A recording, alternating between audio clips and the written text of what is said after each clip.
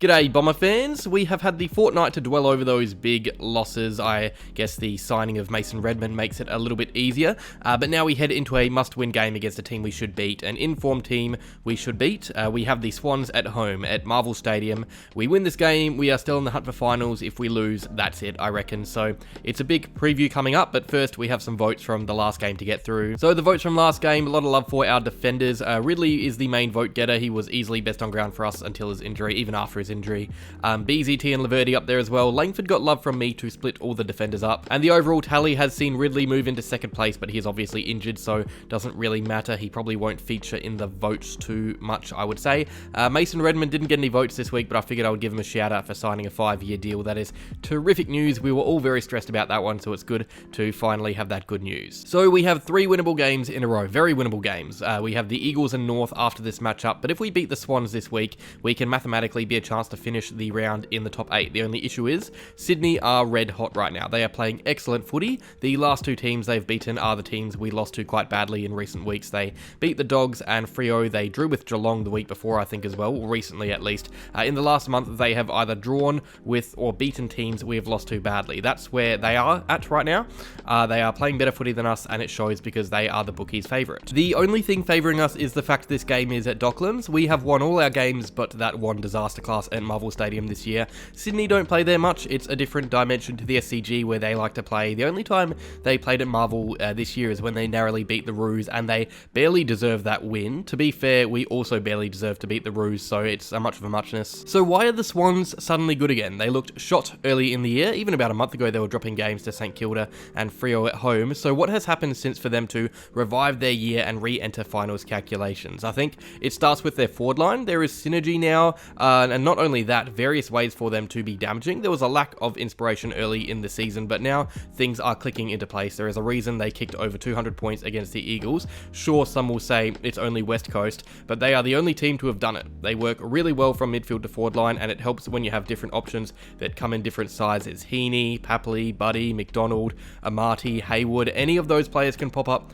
for 2 or 3 or even 4 goals in any given round. Our forward line can't really do that. Wright can, Langford can, but no one else can really have the ability to kick a small bag. Maybe Stringer, if he is fit. Their forward line definitely has that over us, especially because Buddy is there. He has been average all year, but watch him kick 19 goals against us for no reason. You move on to their midfield, which is fairly underrated. It's young, so it can be inconsistent like ours, but you got some great, powerful players. Chad Warner, Errol Goulden, he's the best wingman in the comp. Yes, better than Nick Martin, I said it. Callum Mills is hardworking both ways. Parker is averaging over 20 touches, or 25 touches a game. The only downside is their ruck stocks. Hickey is in the VFL, sorry. McLean and Amati are mobile, but can easily be beaten. I think it's a really even battle in the middle of the ground, one that unfortunately relies on grunt and contest, and who is up for the fight, something we haven't been recently. And let's say we do get territory, how do we get it past their defence? Because in recent years, or pretty much throughout the modern era, the Swans have been a very defensively based side. The only issue for them is they have injuries to key players. No Paddy McCartan, no Melican. They are playing Nick Blakey as a second or third key back a lot. If we had an informed Wiedemann and Wright combo, I think we could get on top of them, but we don't. It will probably just be Wright again and our smalls on the ground. Their defence is nothing that hot on paper, but neither is our forward line right now. So it's a tough one to match up. Wright versus Tom McCartan, whether he gets help. Langford on Nick Blakey or Dane Rampey. Lloyd tried to have an attacking output while curtaining Guelphy or whoever he plays on. It's really interesting because in a lot of ways, I think that zone matchup shows the worst of both teams right now. The Swans have a lot of really good fringe players as well. I think it's a strength of theirs that isn't talked about that much. No one really talks about Rowbottom. No one talks about Braden Campbell. I could name more, but you get my point. I feel like the Swans are a team that you can prepare for to beat their best players and have someone you haven't heard of come up and have an impact somehow. They are dangerous in that regard, and we saw it with their flag.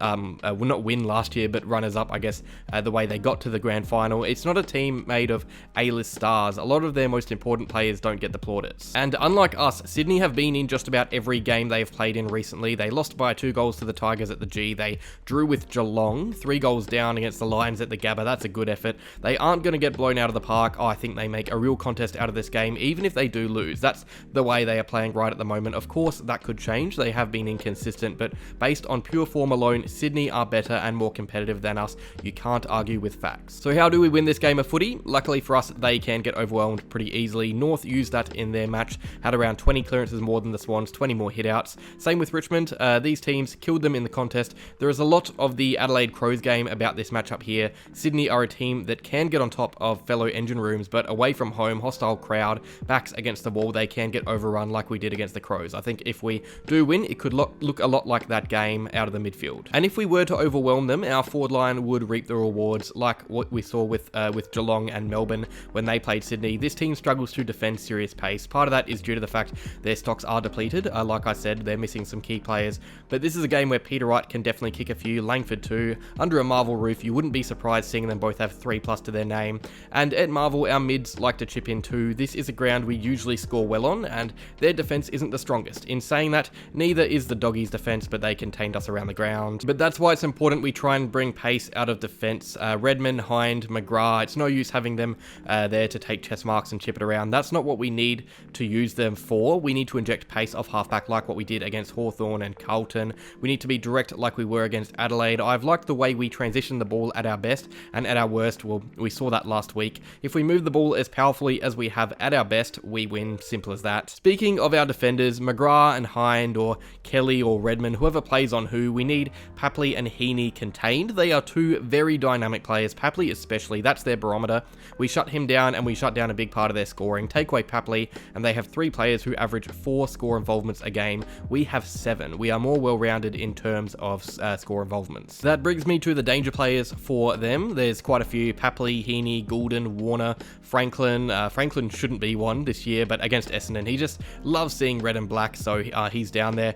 Parker, they have some very capable players, some underrated ones as I've discussed as well, but I think James Rowbottom is the one I am most wary of in the middle of the ground after what we've seen in the last few weeks.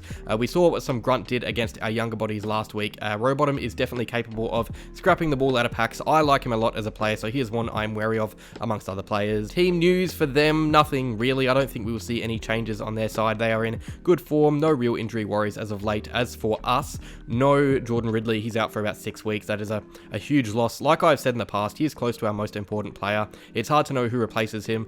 Baldwin played forward in the VFL, Wiedemann played well in defence, or do we go smaller? Nick Hind comes off as the sub, Massimo, Rhett Montgomery for his first game. There is also the question of whether or not we give underperforming players a rest. Stringer, the main one. Do we bring in a Davey or Menzies or Tip and Woody for forward pressure, or do we bring another tall in? Wiedemann up forward, Baldwin up forward, Pat Voss for his first game. There are a lot of options, and then of course there is Nick Bryan. Do we need 2 rucks?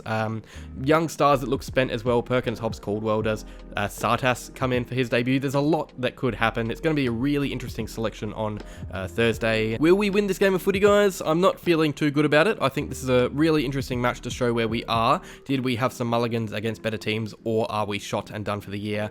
I think at home, with the way we have played for most of the season, you have to back us as a fan base. I'm not confident, but I'm going to predict Essendon by 6 points. A simple kick of the footy. These games are always close between these two teams. So that is that, Bomber fans. Get your predictions in down below. Are you going to the game? Are you excited for the game?